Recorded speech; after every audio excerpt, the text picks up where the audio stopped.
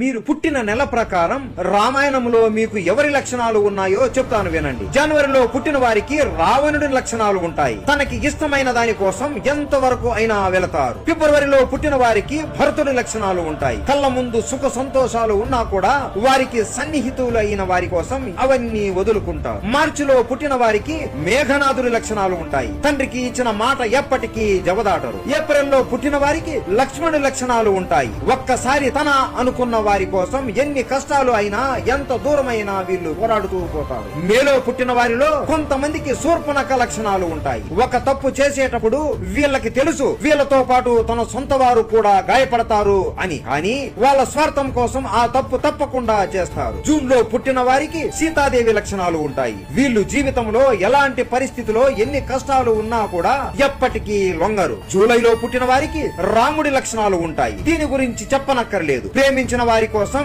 ఎక్కడికైనా ఎంత దూరమైనా ఎంత కష్టమైనా వెళ్లి ఆ ప్రేమను సాధిస్తారు. ఆగస్టులో పుట్టిన వారికి ఊర్మిళాదేవి లక్షణాలు ఉంటాయి. తన అనుకున్న వారి కోసం ఎన్ని సంవత్సరాలు అయినా ఎదురు చూస్తూ వాళ్ళ జీవితాన్ని అర్పిస్తారు. సెప్టెంబర్ లో పుట్టిన వారికి విభీషణుడు లక్షణాలు ఉంటాయి. తప్పు చేసేది సొంత వారు అయినా కూడా ధర్మము ఎటువైపు అయితే ఉంటుందో అటువైపునే వీళ్ళు నిలబడతారు. అక్టోబర్ లో పుట్టిన కొందరికి మాంతారా లక్షణాలు ఉంటాయి. వాళ్ళు బాగుండాలి అని పక్కన వాళ్ళు జీవితాలను నాశనం చేయడానికి చూస్తూ ఉంటారు. నవంబర్ లో పుట్టిన వారికి కుంభకర్ణుడి లక్షణాలు ఉంటాయి.